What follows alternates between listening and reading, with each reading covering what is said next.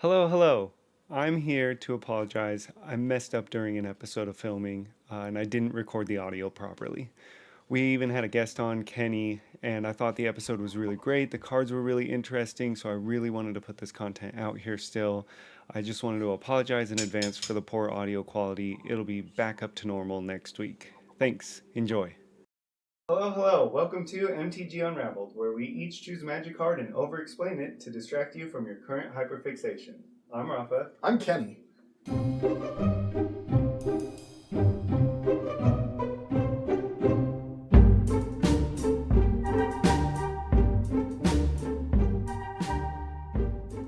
Each of us has picked a specific card that we think has something interesting you may or may not know about it. I'll start describing my card and we'll see if you can guess it. Notable, I am not Ryan. For those of you that have been watching, we are filling in. Ryan is out of town, so Rafa said, "Hey, Kenny, can you come?" And I said, "Yeah, this sounds great. We get to talk about magic." So here we are. And I really do appreciate it. Yeah. I should have said that. Yeah. Thank you, Kenny. Thank you very much. Oh, thank you for having me. I'm really curious because you've been playing Magic for a very long time, so I'm curious. You probably know my card. I hope so. If I don't guess it, I'll be personally disappointed in myself. It's an old card. Okay. An old card. Yeah. So it is black, black, and instant. Okay. Black, black, and instant. Oof. I want to say Hymn to Torok, but I think that's sorcery speed. I don't even know that card. Oh, you don't even know that one. That's black, black, target opponent discards 2 cards. So black, black, and instant. And I'll give you another hint. It was released in alpha. Ooh. So here's where I'm really bad, and I've talked about this before. So my brother-in-law is very good at knowing card names. I'm very good about knowing what a card does and the art on it. Is it the black, black, kill target green creature? It is not, no. But it is not. That is so funny because I am the same way. Like, I'll play Spellify, and I'm like, I know exactly what this card does. I know how much to cast it for. I know its types. I don't know its name. I don't care about its name. Yeah. Okay. Black, black, yeah. So give me a little bit more. I'll give you the text, and then we'll see if you know the card or not. It's, this is verbatim on the card. Look at target opponent's hand and choose a card from it. You control that player until this card finishes resolving.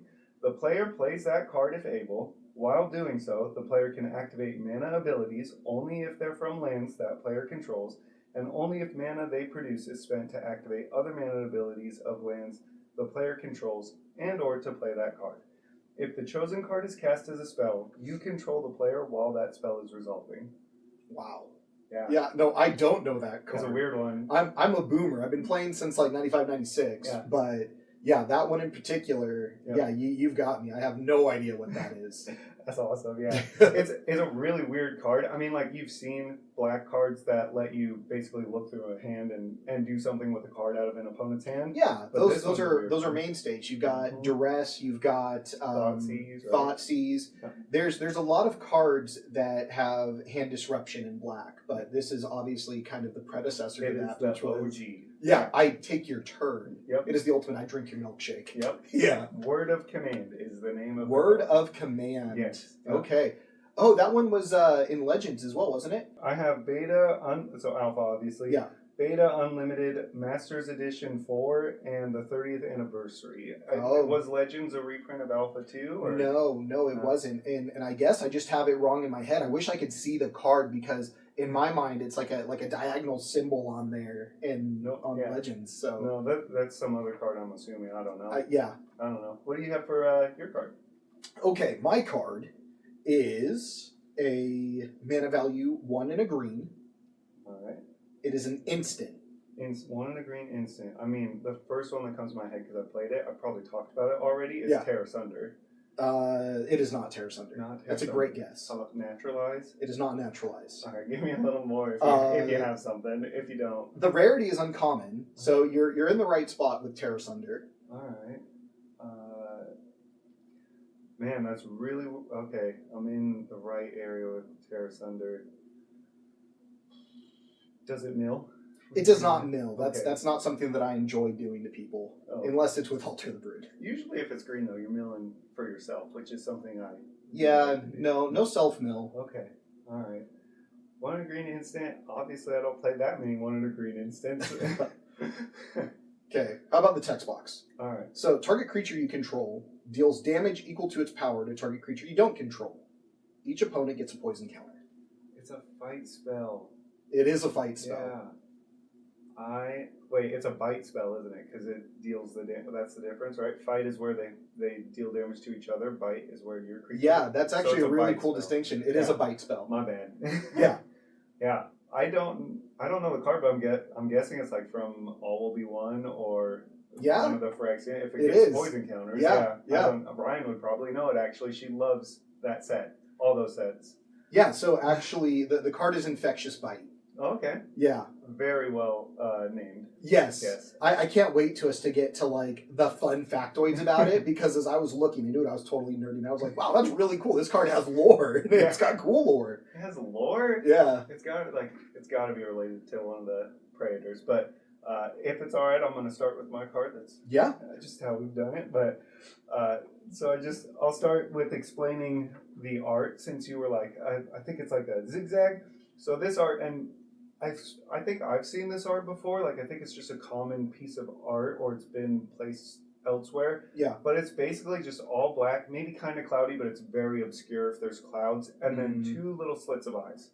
And that's it. I do know that one. Yeah. Okay. I was I swear I've seen this art before. I don't know where, but I've seen it. Just a monster in a cave. Yeah. Pretty much. I mean, so it's almost iconic. I wouldn't quite call it iconic because it's no Black Lotus or anything. But no. But it's seen. And when I'm just going to explain it exactly. You look at the opponent's hand and choose a card after the spell resolves, and then that player plays that card immediately. So they don't as soon as you choose the card, it goes on the stack. You get to choose to tap mana. Ignoring timing restrictions? Well, it's part of resolving the spell. The spell that you choose does not resolve. But Okay. There's no I choose this card, put it on the stack, and then everyone gets priority. The card, if this spell resolves, the card you choose is on the stack, unless it's a land, then it doesn't. Gotcha. But, okay. So there's no passing priority with the chosen card in the player's hand still. That's what I was trying to get at. I just didn't explain it that well. And when you tap mana, you can tap. You don't have to tap optimally. Yeah. So if they've got the Growing Rights of Itlamok's other side, whatever it is, you can tap it for 1 green. Yeah. You don't have to tap it for 10 green or whatever. Yeah. So that's just something to know. I mean, you spend their mana to do it, right? You do spend their mana, yes. Okay, so yeah. That's really cool. So it almost bypasses the old restriction that was made for power creep, where now if you do that, it says you can spend mana of any color to resolve the spell. But back in the day, it never said that. No. So you could take someone's spell, but if you were like me playing a monocolored deck, you would never be able to resolve it. So that's a neat way to get around it, that you use their mana to resolve it. You really do take their milkshake with this card. It is very weird. Yeah. This card does things that other cards don't do, like that. They get the spell though.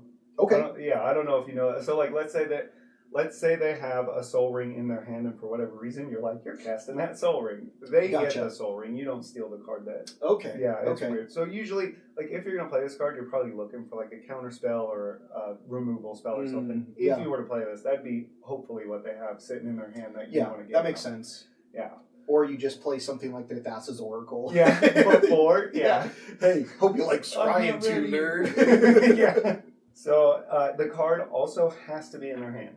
Yeah. So I know that seems very straightforward, but you can't cast their commander when the spell resolves from the command zone.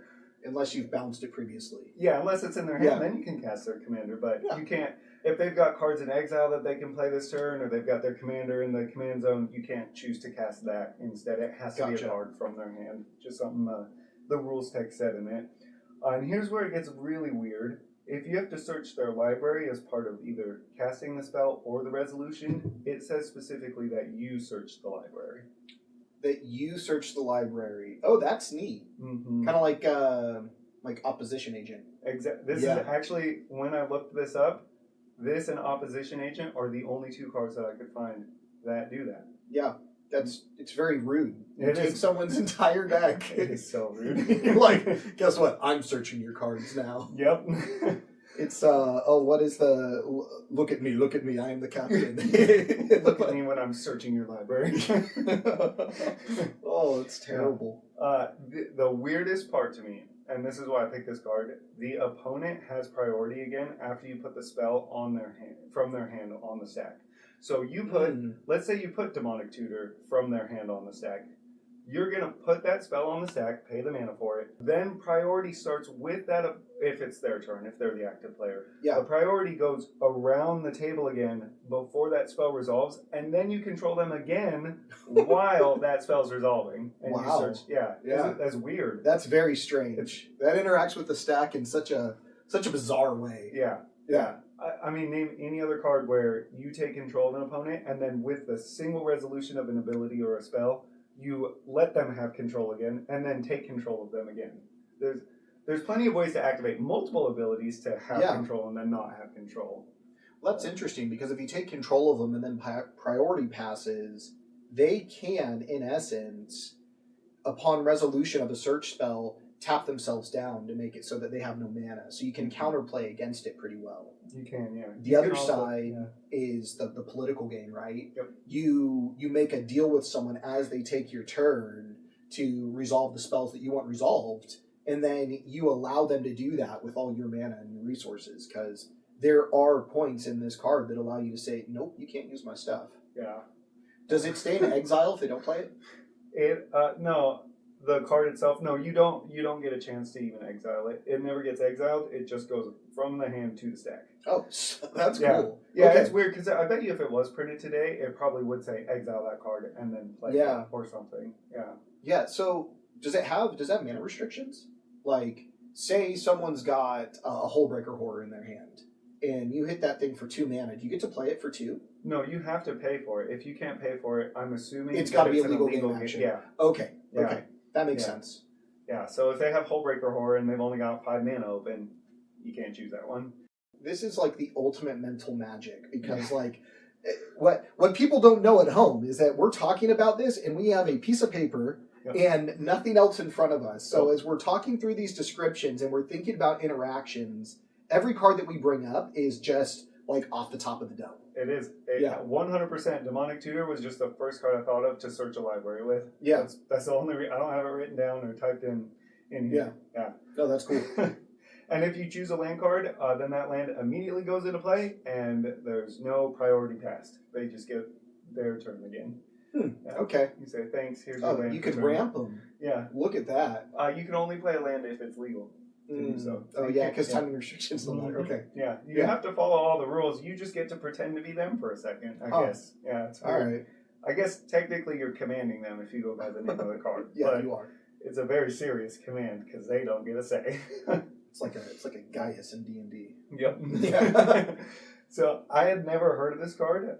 Have you ever come across this card now that I've actually explained it all? So when I talk about how I know cards, I've got a photographic memory. So I learn cards by looking at the pictures. And so I will know what a card is based off of the art before anything else. That's the way that my brain connects everything. So if you were describing a card to me and you led with 2 eyes and an obscured background, I'd be like, oh no, I do know that card, and I think it's from these sets. Yeah. But I wouldn't know what it does exactly until we started talking about it. So as my brother-in-law and I go through cards, he'll talk about something, and I'm like, no, it's the card that has like the volcanic eruption on it, and we've got to work from like my description back to what the card actually does more often than not. You mean the OG Birds of Paradise art? Yeah, that's the one. Yeah, the one that was the scrapped.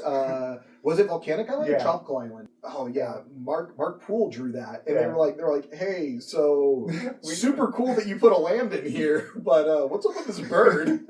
So then they recommissioned the art. Yep. Yeah. I'm surprised you. Actually, that doesn't surprise me. You knew that, but yeah, it makes sense that while I was explaining the card, you're like, oh, I see this card because that's how you think. That's neat. Yeah. I identify all cards with art first, which is why, like, when I pick prints and stuff for my decks, the art matters so much. It's very important. And I'm very specific in, like, oh, no, this deck has, like, a tonal theme. Not a typal, for those of you that are listening, a tonal. I pick color schemes that are the same and extended arts and all of it is coordinated. It makes sense why you have such pretty decks then. yeah. I wonder, I'm just curious, because we played quite a few games of Magic together A at this few. point. Yeah, a few, really. But I wonder if I've changed your perception on any card in your memory, because I play it and you don't. I don't know. Have you changed any perceptions of a card? Yeah. Not that I can think of offhand. What it has done for me, though, is given me an appreciation of how different people build decks. Our Friday Night Magic games are very different than my preferred method of playing Magic. Yeah. For those of you that don't know, I love CEDH and very high-powered stuff. So if we're playing casual, I prefer bracket 4s. But playing with Rafa and Ryan has taught me to also enjoy bracket 2 and bracket 3 and kind of the spectrum in between. And you've shown me a lot of cards that have lower play percentages but do functionally similar things that help people build and brew on a budget.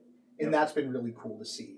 Because my brain is so tuned into what's the most powerful, efficient way to do this, even in low-powered decks.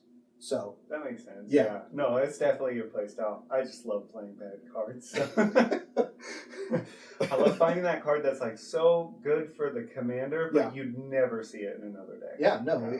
So there's only one art for this card, and it's done by either Jesper or Jesper. I think it's Jesper. Jesper, okay. Jesper Myrdors, Myrdors. I don't know how much art they've done for Magic, but I like quite a bit in the early time. Yeah, in like the early era of Magic, because they're like classical fantasy. I think they did a lot for Wizards for like even like first and second edition D&D. Oh, okay. Yeah, because a lot of the artists that first started out were multi-platform. Like Braum did a lot in D&D. Okay. As well as Magic cards. And from my understanding, back when it was smaller like that, they all were kind of, it was just kind of everyone knew everyone too, to some degree. I don't know for certain. This is what is the word, conjecture, but they certainly had a lot of cross communication and cross channel illustration for sure. Once they found the talent, they pretty much locked it in. Yeah. And you'll have to look up the art, because I stared at it long enough that I swear I started to see a shape of a face, but I know that's just kind of how brains are. Sometimes you just kind of do that, so I don't think there's actually a face in it, but I just was staring at the card while doing it. I had it up on the computer, and I was like, is that a face shape in that cloudy kind of background? I can't tell. Like Ponder? Yeah. The guy's been there the whole time, but a lot of people just focus on the hand in the 3 balls. Yep. And it's legal in Legacy, Vintage, Commander, and Oathbreaker. And if you play it, I have respect for you, even though I would not want to be on the receiving end of this card. So, and because it is an older card, the cheapest one you can get is about $50 on eBay right now. Whoa. Yeah. Okay. Yeah, I mean, I kind of want to play this card, but at the same time, I don't want to spend $50 for it. So, I guess it'll be a dream for now. And the alpha print is almost $1,000 for the cheapest one I found. Yeah, that makes sense. I mean, alpha is an expensive set. Yeah, even for commons and uncommons. Yep. But yeah, it was, and it looked rough, and it was barely under $1,000. Yeah, it was not a pretty one. It's played on the sidewalk. Yep. You don't want to see the back of that card. No, but it's sleeve playable, so it's okay. Yeah, so there's no flavor text. I just put who needs it. There's no lore that I could find. Also just put who needs it. This card's funny. Yeah. And we pretty much already talked about my fun fact. The fact that this card gives you control, gives priority and control back to that player, and then gives you control again. It's just so weird. There's probably some weird niche cases with this card and other cards that would be in an opponent's hand. Yeah. Like what happens, I don't know if you know what Panglacial Worm is. The episode hasn't come out yet, I don't think. Panglacial Worm is the one that you can play it from your library if you're searching for a land. Yeah, so what if you're searching your opponent's library through this? Because you can't play it if you're searching with opposition agents, so I would assume it's the same. Yeah, I would think that it follows the same rules, but I don't know. Yeah. I don't know if that's 404.21.a. Sorry, Magic judges, I'm just making up a number, but you broke the game. Yeah. Yeah. But that's pretty much all I've got. I think it's a neat card. I wish I had come across it. I wish I've seen someone cast this because it's just a fun card. Well, I have a new goal. One to find one for you, and then 2 to have it be played against me. Oh, no. Not targeting me. Okay. Yeah. AJ, we're coming for you. We're colluding. Whoever the threat is, Ryan. Yeah, fair. Yeah. All right, what do you got for your card, Kenny? Oh shoot! I mean, for Infectious Bite, I picked it for a couple reasons. It's one part removal and one part combo outlet. In CEDH, it's one of the only ways in mono green to win without combat damage. So it wins past the One Ring, and really? Yeah, because it is each opponent, not target opponent. So because it doesn't target, the One Ring player can actively have poison counters placed on them. So in that scenario, when you're kind of in an infinite loop, I go over this on my channel, shameless plug, where you can use Infectious Bite and Birds of Paradise. Because it does 0 damage, you can use Eternal Witness to shuffle it back into your deck and constantly Infectious Bite something with your bird, and you can poison out the table. That's neat. Yeah, so cool. Infectious Bite definitely got the nod because of that. And it's, jumping ahead in the notes, it's one of those things that for 25 cents, you can have this card in your deck. And if you're like me and you want it in foil, it's a whopping 39 cents. Oof, that's a deal breaker. Yeah, that's it. So, yeah, I mean, my experience with the card is that I play with it regularly. And it's one of those cards that it's good early, it's good late. Because in the early game, you can use it as a removal spell. Oh, yeah. And as you get later into the game, you will build around it, if it's one of your win conditions, to shuffle your graveyard back into your library, or use it to, draw early removal because someone knows you can win with it. So it's a great bait spell as well. So say I'm playing against a Kinnan, and I say, well, I need to remove this Kinnan, and I go to cast it, and it eats the removal spell, and then I resolve, like, Ashaya. Yeah. Then I've effectively baited out and made my Ashaya uncounterable. Yeah. Based off of magic logic. Yeah. So, that's green magic logic. Yeah. Unga bunga. So, you had guessed, yes, this was first released in Phyrexia All Will Be One. Okay. There's no reprints. There's one artist, Campbell White.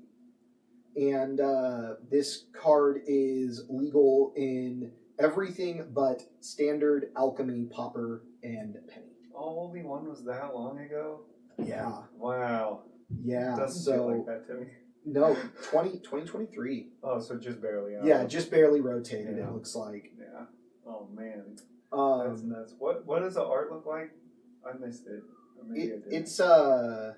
It's like a, let me see. It's a bitey boy. It's a bite. It's not the dinosaur one, right? No, if it were a dinosaur, I'd like it more. But it's definitely a infected something or other biting the eye of a Murin. Ooh, all right. Yeah. Oh yeah, that's pretty cool art. Yeah, it's actually really cool. Yeah. So that's the art on it, and I don't recognize the character, whatever is doing the biting there. We're gonna get to that because there's some lore. There's some lore here. I'm getting ahead of it. I'm like, what the heck is that? Like Phyrexian Groot or something? Phyrexian Groot. That's coming in a year. Yeah, that's coming in the Marvel crossover. Yeah. The flavor text is, let me tell you why you must never close your eyes when on watch, not even for a second. And that is said by Jor Kadeen. Really? Yeah. Oh, that's cool, though. That's some good flavor. Yeah. I never appreciated flavor text before starting to do this, and I'm like, look at all this flavor text on these cards. I've got a bunch of rules for it that we can or can't go over. Yeah, do it. Okay. Go over all of it. Yeah, we're here to hyperfixate on a card. So Infectious Bite targets a creature you control and a creature you don't, causing the first to deal damage equal to its power to the second. Additionally, each opponent receives a poison counter. The damage is dealt by the creature you control, not by the spell itself, and poison counters are given to all opponents regardless of who the creature dealt damage to. Okay. So, how this works is we've got targeting. When we cast the spell, you must choose one creature you control and one creature you don't control. Otherwise, the spell can't resolve. It does have specific parameters. Yeah, if you literally can't choose targets, you can't even put the spell correct. on the set, right? Correct. Yeah. Someone has to have a creature. And you have to have a creature. Yes, correct. And damage, your creature deals damage to the other creature. The damage is not dealt by Infectious Bite yourself, but your creature. So spells that amplify spell damage do not affect something like Infectious Bite. Your creature getting pumped in response could do something. So say you are using a Land War Elf, and in our Kinnan example, you're going to fight the Kinnan. Well, if you used an Invigorate, your Land War Elf would then fight and then survive. If you don't, it would just hit Kinnan and everyone would get the poison counter. Okay. Which sometimes is enough because you want it in your graveyard to start looping. Yes. Yeah. But in that scenario, you would need 9 additional creatures to fight. Whereas with a Birds of Paradise that doesn't deal any damage, you can just deal 0 over and over again. Oh, okay. Yeah. Yeah, I'm sitting here like, put this in a Simic deck and put it under Isochron Scepter and just untap that Isochron Scepter and go Oh, to town. that'd be funny. Yeah, and just proliferate out the table and poison them. Yeah. Oh, yeah. So poison counters, each opponent gets a poison counter as a separate effect. So my understanding of that is that happens independently, and while there's no priority passed, if someone has an effect like Angel's Grace, there is a priority in which the poison counters are applied to players.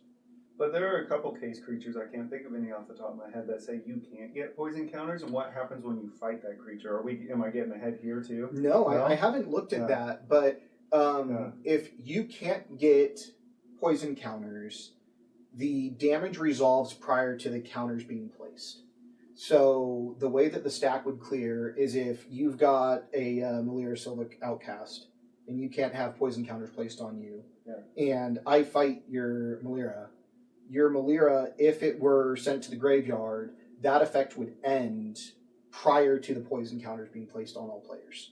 Now, if you had Melira and I fought the Kinnan, then you would not get any poison counters for the entirety of the loop until I got rid of your Melira.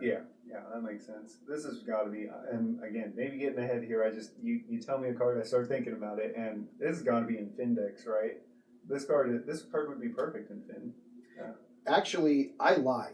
Immediately looking at my next note, simultaneous resolution. The damage and poison counters are both dealt as the spell resolves. Okay, so if you have a creature that says you can't get poison counters, and you go to kill that creature, it doesn't matter. You still don't get correct. That opponent doesn't because get they resolve simultaneously. Yeah. Boo! Yeah, so you can't. Well, I mean, it's still good. You want to get that creature off the table. Yeah. Boo. Yeah, and then obviously, if the creature you control dies, or if the creature you're targeting is removed, you no longer have legal targets. The spell fizzles. Yeah, which means nobody gets poison counters either, huh? Yep. Also boo. Yeah, big boo. So important considerations for the card: poison counters. Be careful, as even if your creature is killed, the spell may still be able to give opponents poison counters.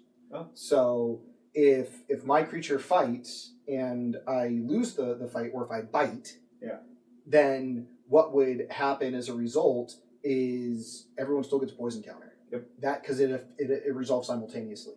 Yeah. Yeah, so if they have a creature that when it's dealt damage deals damage back to you, like Stuffy your doll. creature, Yeah, it wouldn't. It's still happening. Your creature deals damage equal to its power, but this does not affect your opponent's life total, so you can't target your opponent with it.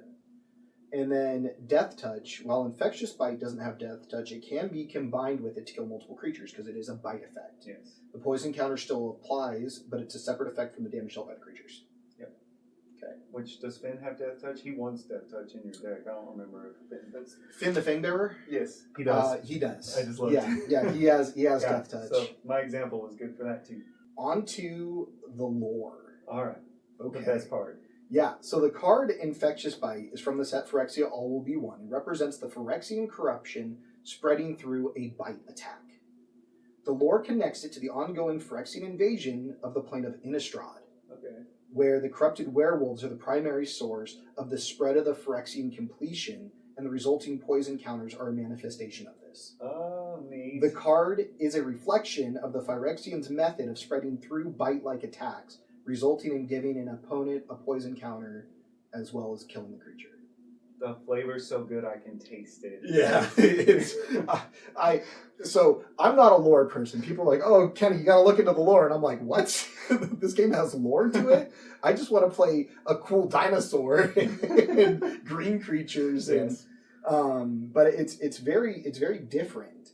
And I thought it was so cool that the lore ties into the corruption of the plane of Innistrad, and through the werewolf specifically, because, like, werewolves, who doesn't want to talk about those? Yeah. And then they're biting and then spreading the Phyrexian completion.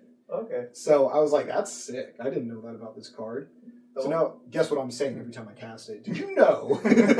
Yeah, this card will never be the same. Yeah. Yeah. But nobody wants to talk about Phyrexian werewolves if we have to use the day and night mechanic. That's the only time we don't. Yeah, correct. Thank you. Correct. Day and Night was a mistake. Yeah. Not the song by Kid Cudi, but the mechanic put into the game. No, song's great. Yeah. Yeah, the song's fantastic. The only other about lore, we're Magic players. We know this game's amazing. The game itself, Yeah. it's my favorite game, favorite tabletop game. The lore, if you're a Magic player and you can't admit that the lore is mid, for the most part, like just, I'm sorry, it is. Not that they haven't had some hits, but I understand it was better in the beginning. oh really? I understand that, like, Onslaught Block with like Ixalan and the creation of a Chroma and some of Okay. those things were pretty cool. But I understand that, like, once you get past Kamal and Jessica and their barbarian roots to becoming like druids and stuff like that, once that goes away, apparently it went downhill pretty quick. No. For someone that says I don't know about lore, yes, I do know Yeah, about that yeah. lore, but I mean, not you can't play much the game else. for that long and not at least pick up some things. you know what's Yeah. what's really great about Magic is how many people enjoy the game for different reasons. And, like, you and I enjoy the game differently. Oh yeah. We like certain things about it similarly, as all people do that play this game and strategy games. But what's so wonderful about Magic is I can like it for very high-powered, very streamlined, compact combos.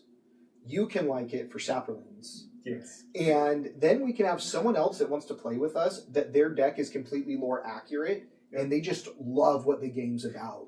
And they're explaining, you know, how Merfolk ended up on Ixalan and what the Explorer mechanic is based off of. And there's a place for everyone. Yeah. And that's what makes Magic so freaking sweet. It is true, yeah. I think they say Magic is for anyone, right? They don't. Yeah. They technically don't say everyone. I don't know why, but Yeah. yeah. But it is for anyone and Yeah. everyone, really, in my opinion. I agree. Yeah. Yeah. So down to some of the numbers. This deck, or this card, is part of 47,900 decks, according to EDHREC. So 1.4% of decks that can play it use it. So not very many. No, I mean that's 47,000's. It's a contender for one. Roaming Throne is our highest played card that we've talked about, but that's up there for what we've talked about. Oh, really? So, oh yeah. Oh, yeah. Oh, leave it to me to go mainstream. No, that's not even mainstream though. It's that's not that much. So, through EDHREC, I don't know if people use this. If you don't, you should. Commander Spellbook is something that there's a link. It's the little glasses with the pink rectangle, and it takes you to all the combos that a card is used in. Oh, Ryan! I bet Ryan used that. I didn't even know. So one of my favorite things, as you know, is figuring out combos in the game. And heavily influenced by Spike Feeder's Better Know a Combo. It was the whole reason that I started doing combo-based videos. So I looked up how many combos this card is a part of. It's one. And it's bad. It's a bad combo. It's in 37 decks. And you need the initial card state of Storm King's Thunder and Infectious Bite in hand. What's Storm King's Thunder? So Storm King's Thunder says, X, red, instant. When you cast your next instant or sorcery spell this turn, copy that spell X times. You may choose new targets for the copies. Okay, wait, don't tell me. You need 14 mana. Let me double Sorry. check. It sounds like you're pretty close. 9 into X, 3 red, and 1 in a green. Yeah. So the prerequisite is you control a creature, Right. and then the mana needed is 10 red, green. Yep. So 14. And then the steps are you cast Storm King's Thunder by paying 9 red. Copying the next instant or sorcery spell you cast 9 times. Cast Infectious Bite by paying 1 and a green. Storm King's Thunder triggers. Copy an Infectious Bite 9 times. Resolve each Infectious Bite, causing each opponent to get 10 poison counters. Each opponent loses the game due to having 10 or more poison counters. The result of the combo is you win and all your opponents lose. And when it all resolves, you say, so anyway, I started blasting. Yeah, 100%. And then your opponents say, I still had all these, and they show you their hand. And Yep. if I had gotten to my next turn. Oh yeah, my bad habit is looking at my next couple draws because I'm just like, I know I was close. Yeah. Yeah, no, I've gotten really good about just folding the deck into itself. That's the healthy thing to do. I like to watch the garbage online, basically. The equivalent of watching garbage online. Yeah. Is looking at the next couple cards you would have seen. What's next? What's next? I know I could have done it. Yeah. It was only 17 cards down. If we'd gone to turn 19, I would have had it. Yeah, I would have had it. Yeah. Yeah. That's a neat card. So it was in All Will Be One. Was that the pre-con with the green, white, black? What's that mechanic where if opponents have Toxic? three? No, well, you know what I'm talking about, where if they have, an opponent has 3 poison counters. Corrupted? It's corrupted. Do you know if it was in that pre-con? Because I know that one has green. I don't. I don't believe that it was, because it's only had one printing from Phyrexia All Will Be One. But sometimes there's a weird overlap on systems like Scryfall to where, because it was All Will Be One and it was included in an All Will Be One commander deck, it doesn't specify it because not every commander deck has a unique symbol for every card that's in it. Yep. Which can be very confusing if you're trying to keep something a pure commander deck, because you're trying to look at the set symbols and it's got a couple different ones in there. Yeah, no, the Final Fantasy ones did that to me. We don't own any of them, but I was looking through. Brock got one, and I was looking through, and I was like, what the heck? Yeah. Why? That's it doesn't make any sense. Yeah. But they do it. Yeah. I'd rather, I don't know why they do it, because, like, why not just make it all the same symbol? I guess maybe then it could potentially cause the price to be higher for one out of a commander deck than one in the main set, but, like, by a couple cents, what's it going to do to a card? Nothing. Well, but they do that when they give them functionally unique art. I wonder if it's not unique art if they use it from previous print runs. Oh, okay. They just throw the card in there. Yeah, Watsy's got to answer that question. Yeah. It's one that requires an answer. It probably is logistics more than anything. You're probably right, though. Watsy, if you're watching. Yeah. Oh, yeah. Give us an answer. Yeah. Oh, yeah. Yeah. We're important. We deserve the answers. Yes. All right, that sounds like it's about it. Before we say goodbye, Kenny, is there anything you're hyperfixated on? Yeah, that's a fantastic question. Yes. I've got a lot of hyperfixations. As most people who are nerdy do. Yeah. That's why we do it. Well, T-Pain and Nappy Boy Entertainment is number one. Really? Yeah, I love T-Pain. Really? Yeah. Club Husband is currently my favorite song. I listen to it everywhere that I go, and I'm actively trying to learn the dance. I haven't even heard it yet. I'm going to listen to it right after this. Yeah, well, it's a good one. Also, hyperfixated on, there is a Facebook content creator that is the Hoof Doctor, and he works on cow hooves. No. Yeah, dude. No. And so he goes through and he talks you through, and he's this Irish guy, or maybe he's Scottish. I'm saying something, but he goes, "Oh, look at the cow. We got to get in here and figure out what's in the hoof." And he pulls it out of the hoof, and there's just these like really satisfying like liquid releases and pressure releases for this cow. So that's a hyperfixation. I don't know if you know this, but those come across Ryan's TikTok, and sometimes we're watching TikTok together. But I don't do that stuff. Oh, really? No. Yeah, I saw that. That is, and you didn't even know that though. Yeah. Like, those videos, I'm just like, I don't know what. I don't like any of it. We recently went on vacation, and I fell down into a doom scroll, and it wasn't quite a doom scroll because it was very intentional. I watched 3 hours of cow hoof videos, so and it's just I was prior to dropping out of college. I was studying veterinary sciences. Oh, really? Yeah. I wanted to be on the exotic animal gold track for Ringling Brothers and Barnum and Bailey Circus, and found out there was a lot of math and chemistry, and I stopped focusing on it. So once they started doing made-up numbers, I stopped caring about math. I was like, you're just making stuff up at this point. Oh, it's totally made up. Okay, but every science is made up when you get to a certain extent. I guess so. Agree to disagree. Yeah. And then the last hyperfixation is Stranger Things. Oh, yeah. No spoilers. No spoilers. Okay. Watch the first 4 episodes. Okay. We were going to break it out across 4 days. It didn't happen. We watched all 4 in one night. Yeah. I gotta say, spoiler free, there is a list that the brothers released, the Duffer brothers. Mm-hmm. Yeah. And they said, hey, if you watch nothing else, watch these episodes. I did not do that. In hindsight, do it. Oh, okay. Like, go through, they list like 4 or 5 important episodes to go back to, like starting in season 2 and one of the episodes in season 1, because when they start season 5, they just jump right into it. There's no last time on Stranger Things or a recap. It's just episode 1, season 5. Yeah. So if you aren't really on top of it, it's very easy to forget because there's a lot of like deep cuts and callbacks. Yeah, and it's been a while since any Stranger Things. Yeah, so it's been about 2 years, and it's been the better part of a decade since it started. Really? Yeah. Whoa, it doesn't feel like it's So been that long. we still lived back in California, and we've got a picture of Calvin when he was 8 months old as Will Byers, and we did electrical black tape on the wall and Christmas lights so that we could find Will. And so, I mean, we've been a fan of Stranger Things for a long time. Yeah, I have a confession. We've been binge watching it. I didn't know there was a list of just episodes I could have watched. We're on season 3 right now. So, oh, yeah. Yeah. So there's a lot that you can compress if you would like to. The Duffer Brothers put out a list that said, hey, if you're gonna watch Stranger Things season 5, watch these episodes first, and then start season 5, episode 1. Yeah, that's and nice. it brings you right up to speed. Yeah. Yeah. Is it good though?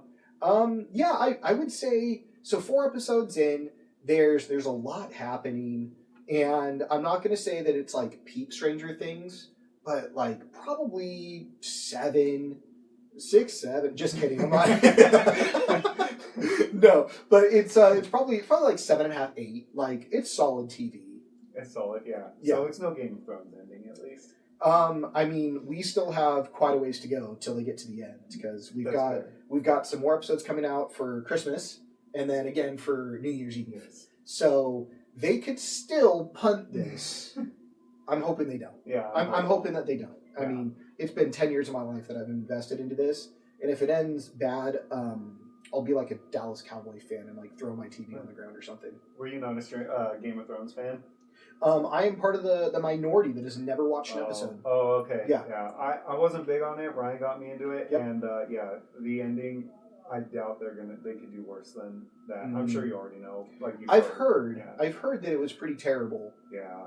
So So when it comes to bad endings, they got nothing. I'm not worried about it at all. So when we have the Universes Beyond crossover for Game of Thrones, they've got to poke fun at the ending. Yes, I hope Yeah. so. Yeah, like Bitter End or something like that. And just That's perfect. Have it be like a screen capture, like from Avatar. And then put like the top rated viewer comment of like the 1-star review as the flavor text. Yeah. You're welcome, Wansy. That one's for free. Yeah, they already did that like selfie goblin. Do you remember that? The secret layer? I do. Yeah. And I hate to admit that I actually won a couple of them for my decks. See, like we said, Magic it's got something for everyone. Yeah. Well, I didn't want the whole set when it came out because like a lot of them weren't very good. No. But there were certain goblins that came out that like have the selfie, and I think the one that I'm specifically looking for is Goblin Welder. Oh, okay, yeah. And it's a pretty cool like art just in and of itself. And it's a good card. Yeah, I like Goblin Welder. It's got a cool art, so Yep. it's not one that I'm going to go out and buy. I like to trade and hunt stuff at cons. Yeah, so we literally traded this morning. Yeah, we did before we started. Yeah. All right. Where are you on the internet? You can find me at NukeMTG on TikTok, Instagram, YouTube. Post primarily on TikTok and Instagram, and sometimes I do some YouTube shorts. Nothing crazy. Yeah, nice. And you can find us on TikTok and Twitch at Dicentric Games for more Magic content, live streams, and other nerdy shenanigans. If I'm ever doing anything, you'll see me online as Socratic Irony too. Yeah, well, we hope you learned something new. Let us know if there's anything else interesting about the cards we chose, or what you found interesting from today's episode.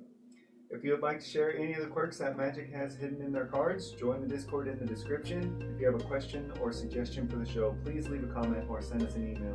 Thank you, everyone. Enjoy your week. Click all the buttons. Do all the things. Bye-bye.